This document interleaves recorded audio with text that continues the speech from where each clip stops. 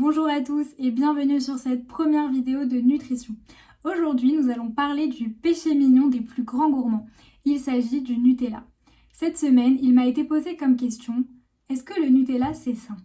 La question n'est pas tant de se demander si le Nutella est sain ou malsain. La plupart des professionnels s'accordent pour dire que c'est mauvais pour la santé. Il faudrait plutôt se demander, est-ce qu'il faut le bannir pour autant de notre alimentation? Je vais vous expliquer d'un point de vue nutritionnel pourquoi le Nutella est mauvais pour notre santé.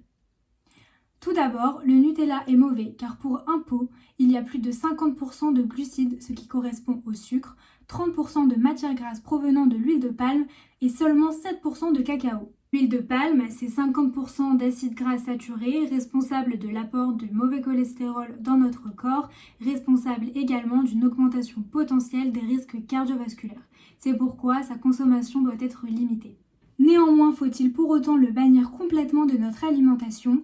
Eh bien pas forcément, car bien manger, c'est aussi prendre en compte ce qu'on appelle les EME, les envies de manger émotionnelles. Mais c'est quoi une envie de manger émotionnelle? Eh bien une envie de manger émotionnelle, c'est le fait de manger pour transformer une émotion négative en émotion positive. C'est le fait de lier son corps et son esprit. Il faut accepter les envies qu'on peut avoir et ne pas tomber dans la frustration et même parfois dans des troubles du comportement alimentaire. Selon l'OMS, on peut consommer maximum 25 g de sucre par jour. Dans une cuillère de Nutella de 15 g, il y a 8 g de sucre, c'est-à-dire un tiers des apports journaliers recommandés par l'OMS. À savoir que si on mange 3 cuillères de Nutella, on ne peut plus manger de sucre de la journée. Le meilleur choix reste de trouver une alternative au Nutella, une pâte à tartiner de meilleure composition nutritionnelle et de meilleure qualité, et encore mieux de la faire maison. J'ai amené ici une pâte à tartiner bio, écologique, avec une forte teneur en cacao et surtout elle ne contient pas d'huile de palme.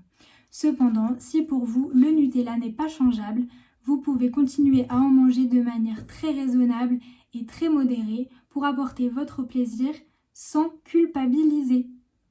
Ce qu'il faut retenir, c'est que oui, le Nutella est mauvais pour la santé, mais non, il ne faut pas forcément l'exclure de notre alimentation, car il est important de se faire plaisir et de lier un bon corps avec un bon esprit. C'est la fin de la vidéo, merci à tous d'avoir regardé, je vous souhaite une très belle soirée et à bientôt pour traiter une prochaine question.